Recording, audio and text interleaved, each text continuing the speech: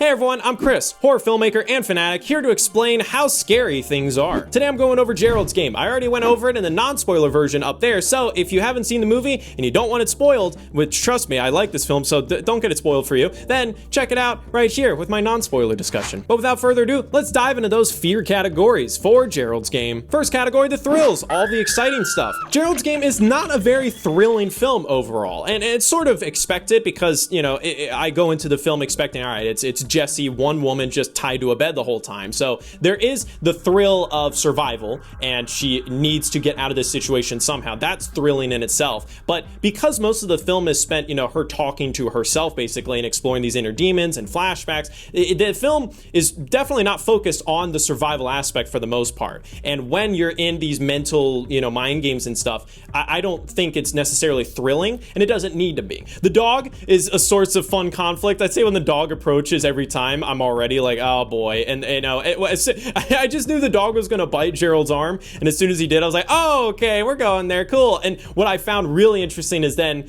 she starts picturing Gerald and starts talking to him, and he says, well, of course you're talking to someone who's not there because you just watched a dog eat your dead husband's arm. So, you know, you're a little messed up in the head right now. And yeah, whenever the Moonlight Man shows up, definitely that, you know, has a little bit of intense thrills to it. But this film, I just didn't really get that sense of it trying to be in my face. That's not what it was about. Definitely the most thrilling scene of the movie has to be the wrist scene. I'm going to be talking about that wrist scene a lot because a lot happens in it. But yeah, that whole scene, I was on edge the entire time. Just like, oh my God. And then especially like once she broke free, I said that in a weird way, broke. When she broke free, she then is like, okay, now I have to go here and do this and do that. And it's like, oh my God, like you're just bleeding out, dude. You got to hurry. So that was really exciting. That being said, the thrills definitely die down in the end. And that's sort of a common complaint I have with Mike Flanagan is sometimes his endings can drag on a bit after the tension and conflict seems to have gone away. And so that is where the film kind of lost me a little bit, where I was like, okay, this has been going on a little bit long. And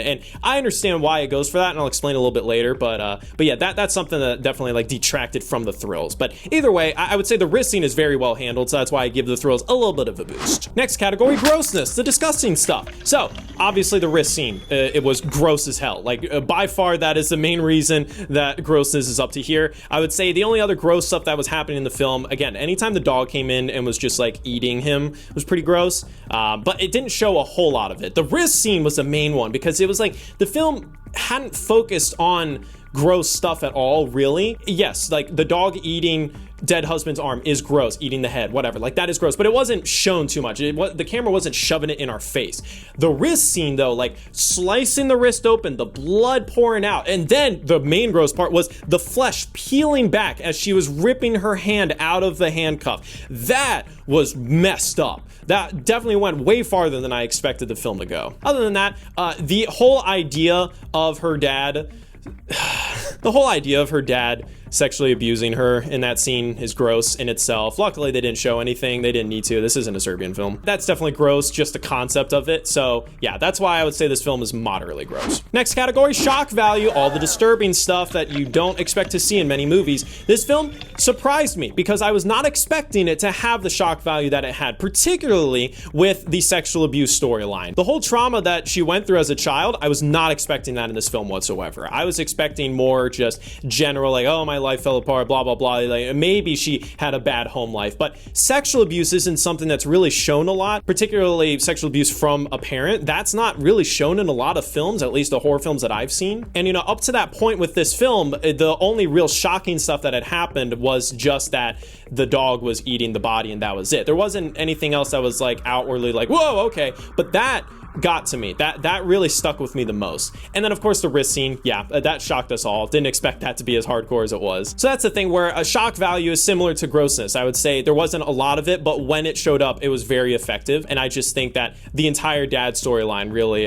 bumps up the shock value a bit. Final category, atmosphere, the whole tone and feel of the film and how scary it is. This film had great atmosphere. Even though this film didn't scare me necessarily, and that's because, you know, it wasn't a very thrilling film. So there weren't many times where I'm supposed to, do that. This film, pretty much the whole time, I was very invested and kind of on edge because there is the ticking time clock of she will starve to death at some point, so she needs to get out of it. And they did a great job where she would wake up and like her lips would be dry, she would be like, looking more gaunt and more pale. And they did a really good job of that, where it's like, it looks like she's been there for almost 2 days. They also did a really good job of changing the lighting, where you could actually tell when it was morning or when it was afternoon, or uh-oh, now it's becoming evening and she's just trapped in that room. So like things start getting really dark. You know, she has a time clock that really built up a strong atmosphere of tension and fear. And then of course the Moonlight Man, anytime he showed up, the whole film kind of would shift a bit to more like actual horror based, because for the most part I wouldn't say this film is actually trying to be a horror film. It is more like psychological thriller.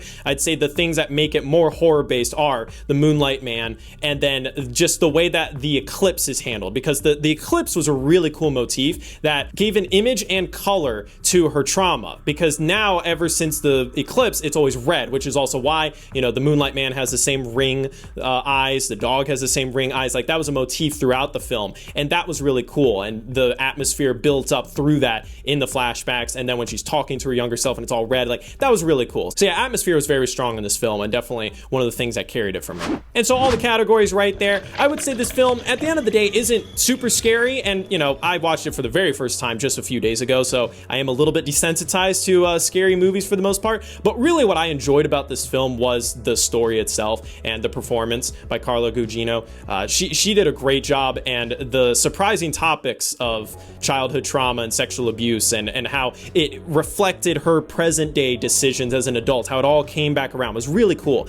And I appreciate the ending and what it was going for, to reveal that actually this scary monster wasn't a scary monster, was actually just a real guy. That's really cool. And just that initial moment of when he broke free from his wrist cuffs, that was really cool and kind of scary. But I think that ending took a while to really reach its peak, and the way she says, like, you're smaller than I remembered, and then she kind of smiles and leaves. It's this weird balance of, I want to see her, you know, be triumphant and like, all right, I've overcome this trauma finally. I'm better because of this. And she's able to leave positively, which first of all is great, because you don't see horror movies end positively very often. There's always a caveat. There's always the monster's still out there, whatever. So it's cool that this film ends on a positive note, but I think it felt a little too positive, a little too like, da-da, now everything's gonna be okay. Like, especially because that ending dragged on a bit. That was sort of the thing where I was like, I don't really necessarily know if the Moonlight Man was what was the main conflict to me. To me, the main conflict was everything else going on, and I felt like she had sort of gotten over that